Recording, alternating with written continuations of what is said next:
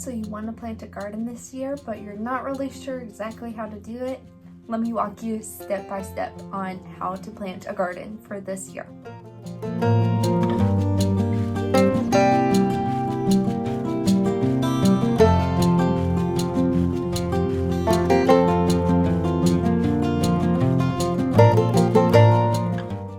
Hello, my name is Emily Myrick from the blog marriedmyrick.com, and every Wednesday I upload a new video on attainable homemaking for busy working women. Today we're going to dive in on how to plant a victory garden this year. It's never been a better time to grow your own vegetables and fruit in your yard for you to eat. It is such a lovely experience to be able to just walk outside and harvest what you need for dinner that night straight from your garden. But for a lot of beginner gardeners, figuring out how to get started can be so overwhelming that you just keep pushing it off and saying maybe next year.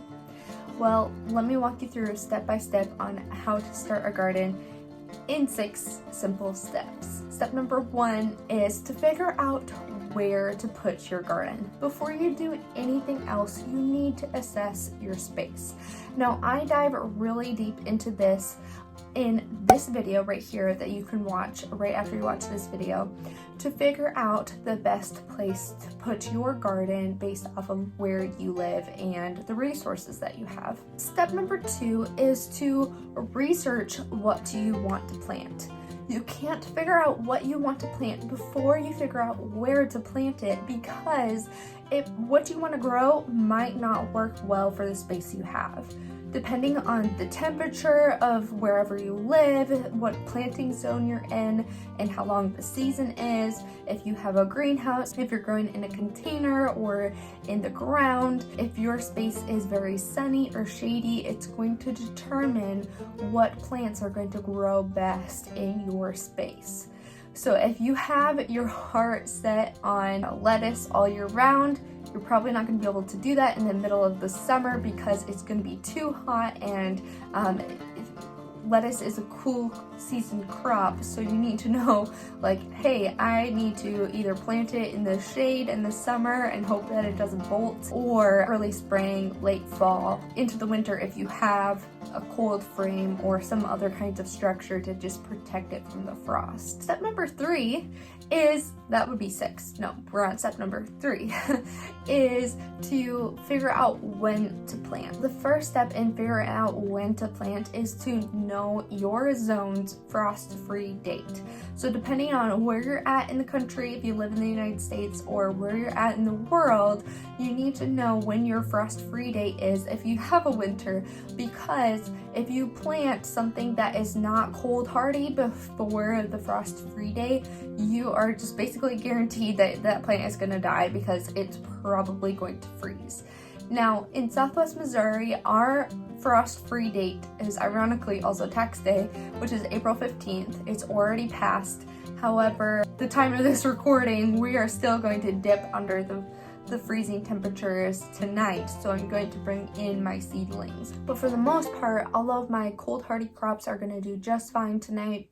And yeah, so you have to be able to know when that frost-free date is. It's very, very important.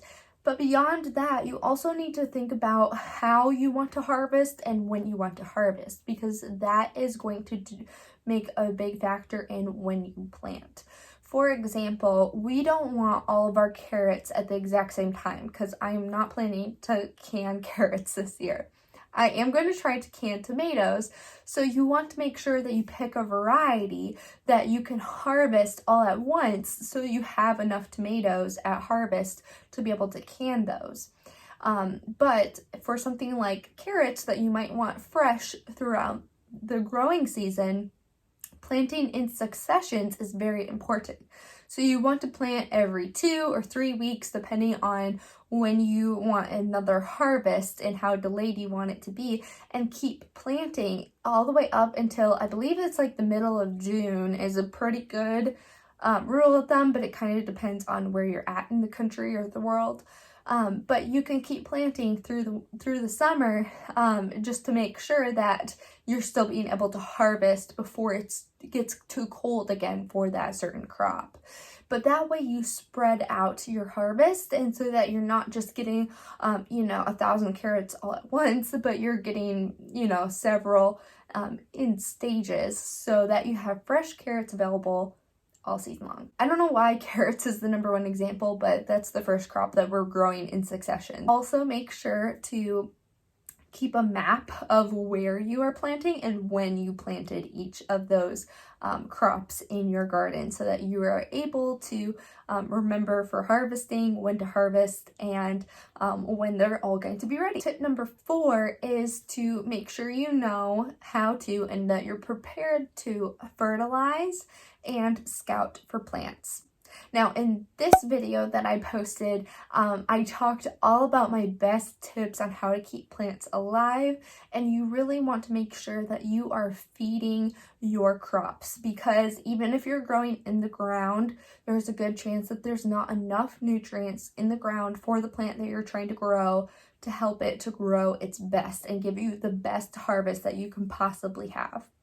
Likewise, if you are not scouting for potential pest or disease problems, and really scouting just means going out on a regular, maybe weekly kind of basis and checking to see if you have pest or disease damage, then you're going to fall behind if, for say, you forgot to scout one week, and then all of a sudden 2 weeks later you have a huge aphid problem. If you would have caught those little bugs earlier on and sprayed them with something like neem oil or some kind of spray, then it would have been so much easier to take care of the problem initially, and it also potentially avoids a total wrecked harvest, because if you get a bad enough bug problem and you don't take care of it soon enough, it could completely destroy all of your crops. Number 5 is to know when to harvest and how to harvest. So another question that I get often is, how do I harvest, and then fill in the blank with any kind of veggie. So do your research on whatever plants that you decide to harvest, on when the best time to harvest is and how to do that without killing the whole entire plant. For example, if you are growing lettuce early on, I like to harvest the lettuce while it is still young, because I think the young tender leaves are just a lot more tasty than if it gets too big. And if you wait too terribly long, if you're like, oh, I'm gonna wait until my lettuce head is as big as it possibly can be, well, you might be missing out on potential harvest earlier on, and you might wait too long when then all of the leaves taste really bitter, or it might bolt and then go to seed, and then you do not want to eat lettuce after it goes to seed. It is not good, let me tell you. But if you know how to harvest, then you will be able to tell when you are scouting every week for those disease and pests that your plant is ready to harvest. Either the fruit, or what you can see of the plant tells you that the root is ready to harvest, such as potatoes or carrots.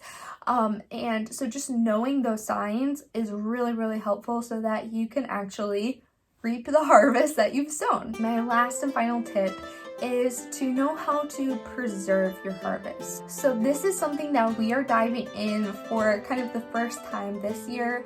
Actually, fun fact, in college I worked for a local salsa company, and we made our own salsa, and it was absolutely delicious. It sold so well at the farmers markets, the local stores in Springfield, Missouri, but I've never canned at home. So I have prepared and then frozen things, but canning is something that you really do need to know how to do it the right way to avoid potential contamination issues or diseases like botulism, which can be deadly. So it's really important to know how to do that and to make a plan for that, but also to just go ahead and stretch out of your side of your comfort zone and try something new.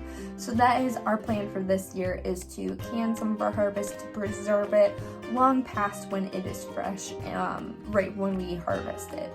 We also plan to support our friends, families, and neighbors with the harvest that we get from our garden, so we will also be sharing a lot, and so that is why we are planting so much this year, and in hopes that we'll have a bountiful harvest that we can share with others.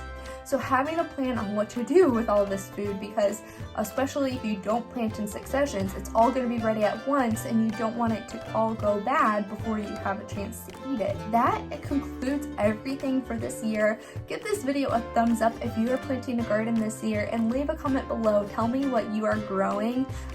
What is your best crop that you grow every year, and maybe what is one new plant that you are growing this year for the very first time and are really excited to hopefully harvest. I'll see you next Wednesday.